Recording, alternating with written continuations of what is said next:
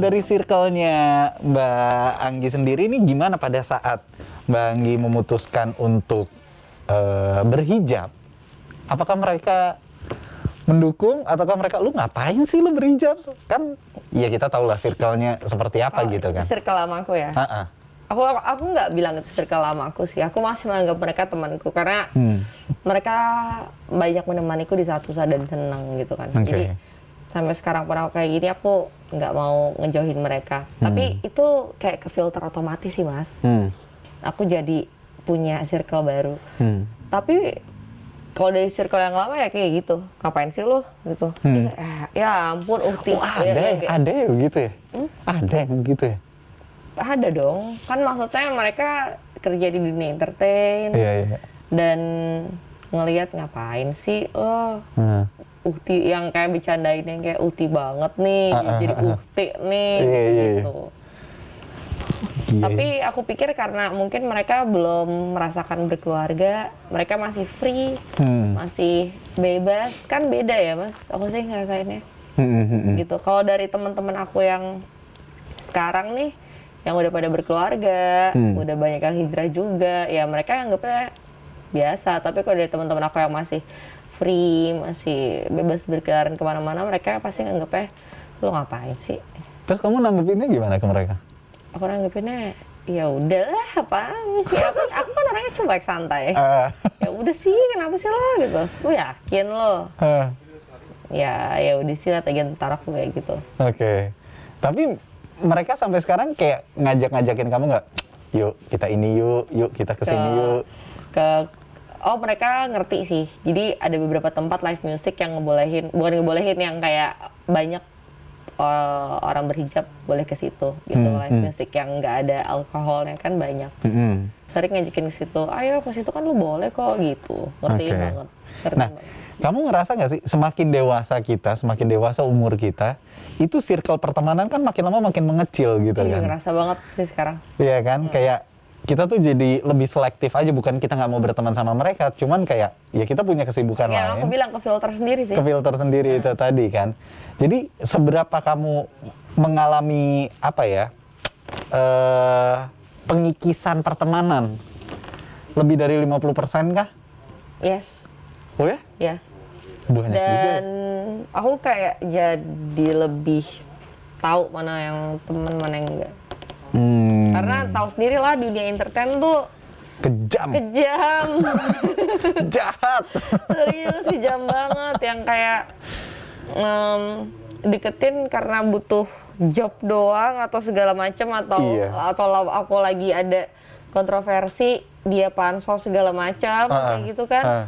Terus ya udah, aku udah kayak gini sekarang, kayak udah nggak ada basa-basinya lagi. Ya walaupun aku nggak butuh juga gitu loh basa-basi dari mereka, cuma kan kayak nggak ada silaturahmi lagi aja. Jadi kayak I know who you are gitu kan, lebih ke arah situ gitu ya. Pansos juga banyak yang pansos ya ternyata ya. Banyak, kalau entertain itu kan butuh pansos. Saling berpansos gitu. Emang butuh ya? Emang butuh, itu kan emang butuh sekarang. Oke. Nah terus ketika kamu berhijrah, sekarang udah berapa lama nih berarti? 8 bulan? 8 bulan pas. 8 bulan. Kalau kamu baru itu ya? Ngelihat lagi, nggak ada kata baru, yang penting nggak terlambat, udah itu aja. Kalau sekarang kamu ngelihat lagi ke belakang nih, masa lalu kamu, apa yang kamu rasain? Aku ngerasain, aku nggak tahu ini aneh atau enggak, kan mostly orang ngomong kayak nyesel gitu kan. Tapi aku ngerasa that's fine. Kalau nggak ada itu, kalau hidup aku flat aja, nggak ada roller coaster hidup, nggak mengalami hal-hal yang nggak semua orang mengalami itu gitu. Dan aku kuat mengalami itu, mungkin aku nggak akan menjadi diriku yang sekarang. Oke. Jadi kalau ditanya masa lalu aku kayak gimana, aku nyesel apa enggak, aku nggak nyesel. Tapi memang itu tidak baik untuk dicontoh kayak gitu kan. Itu tidak baik lah untuk semua orang ya. Aku nggak bilang itu baik juga, tapi nggak ada penyesalan karena Ya itu tadi, aku menikmati roller coasternya hidup, aku menikmati naiknya aku menikmati down-nya aku, itu aku nikmatin semua gitu.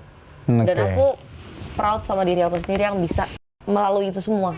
Karena itu susah banget, parah. Nggak gampang ya. Untuk deal sama diri sendiri itu bukan sesuatu yang gampang gitu kan. Iya, di umur aku yang segitu. Dan nggak semua orang mengalami hal yang aku alami. Nah, ketika kamu akhirnya sekarang sudah 8 bulan berhijrah ya, alhamdulillah ada di jalan yang tepat gitu kan ya sekarang. Makin berkurang nggak sih yang ngebully gitu? Ya pastilah. Makin berkurang ya? Pastilah Mas, pastilah. Aku tuh kayak ngerasanya orang itu kan, khususnya netizen deh kita omongin ya, karena kan sekarang tuh sosmed banget nih dunia nih. Parah. Ngelihat orang yang berhijrah itu, lo pasti bakal baik. Oke, lo perfect. Aku ngeliatnya kayak gitu. Gitu. Jadi aku juga agak insecure. Karena apalagi punya anxiety itu tadi ya. Yes, ya. Jadi aku kayak harus perfect di mata mereka gitu. Kayak aku nggak bisa ngelakuin kesalahan gitu. Aku banyak dipuji ngelakuin ini itu. Walau aku nggak expect pujian itu sih, cuma kan ya alhamdulillah gitu. Tapi ya kayak bukan dituntut sih, kayak lo harus sempurna gitu. Iya.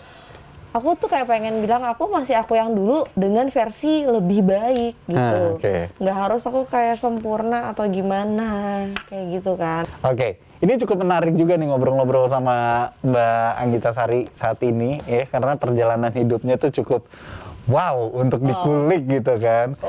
Dan alhamdulillahnya beliau bersedia. Jadi acara ini tayang juga karena kesediaan beliau gitu kan untuk ngobrol-ngobrolin ini semua. Cuma aku tuh penasaran, pernah nggak terpikir lagi untuk balik ke masa kelam gitu loh? Aku cuma ngomong, jangan lakuin itu. Yang lo lakuin itu salah dan akan berdampak besar ke depannya. Lu tahu lu bakalan kontroversi gitu. Dan image itu bakal melekat. Itu sih, image-nya bakal melekat. Talata Ithnan Wahid. Wassalamualaikum warahmatullahi wabarakatuh.